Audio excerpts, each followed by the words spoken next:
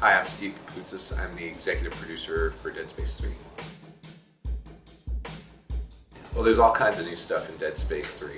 I'd say right off the bat, if you're a fan of the series, you're going to want to play it because of where the story's going. You're going to get a lot of answers in Dead Space 3 to all the questions that players have been asking. But in terms of feature set, there's a couple of big advancements for Dead Space 3. The most notable one is co-op.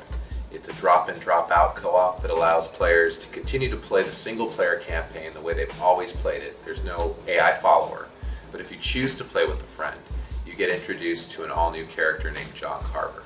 Now, Carver appears in the single-player game, and you'll get to interact with him on occasion, but if you actually play co-op, he now is a follower with you, with your friend, and you'll actually get backstory information about him and learn about his history, in addition to opening up new missions and new opportunities to get really cool loot.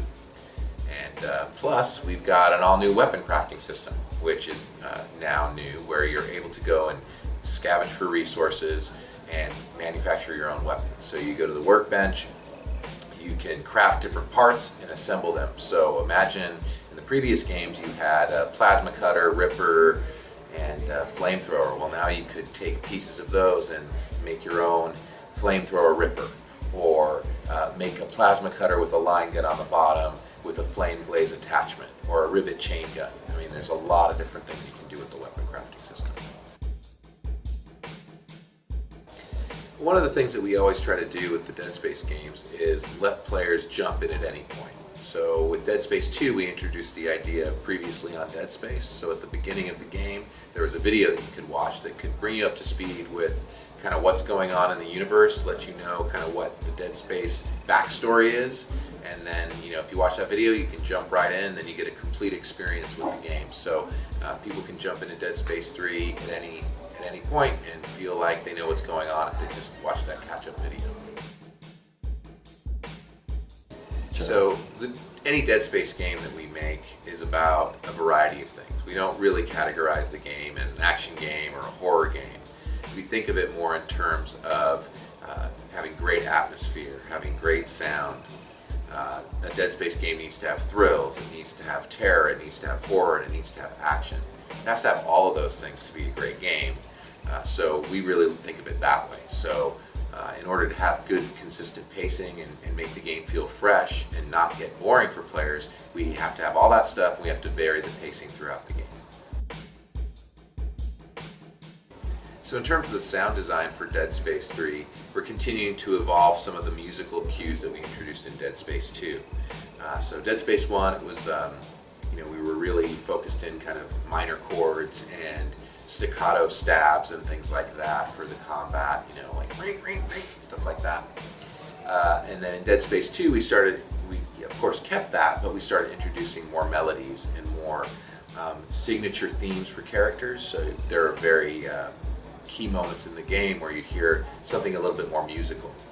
With Dead Space 3, we're looking to expand on that by having even more themes. So the different characters will have themes, and we're playing with that in addition to kind of all the classic elements that we have. So hopefully taking all the great stuff that the audio team's done in the first couple games and now merging it with a little bit more melodic music to kind of make the epic moments feel more epic and the real tense parts feel even more tense and exciting. Sure, so one of the things that is really exciting for us about the co-op approach that we're taking is that it's extremely different than anything most games have done. Rather than just having a second character that you just jump in and play, we put a lot of effort into developing that character and having a backstory with John Carver. To have any character in a Dead Space game, they need to have flaws, they need to have strengths, they need to have weaknesses, and they also have to go on a journey and have some sort of moment where they overcome something.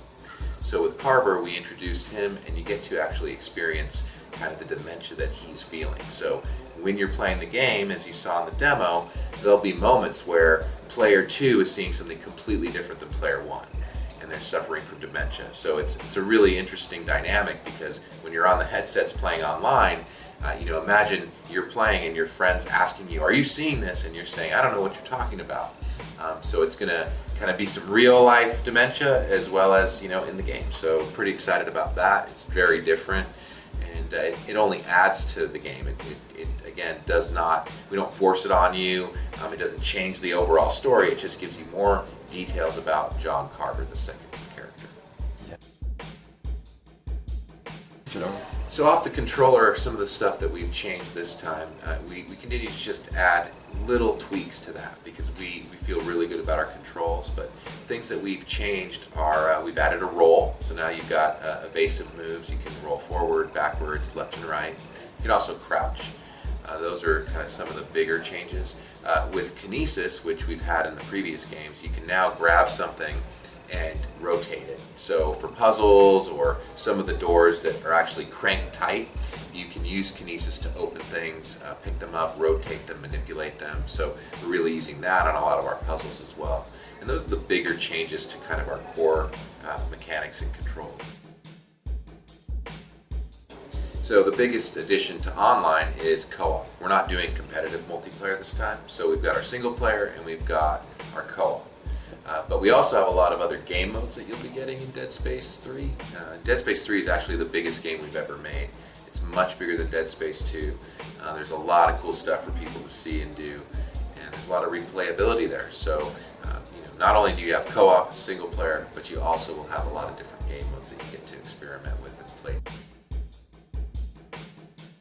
Well, we're not really discussing anything like that. We're just really focused on getting the game done right now. Well, just like anytime we do a Dead Space game, we're anxious to get it done, get it out at the highest quality level possible, and see what our players think.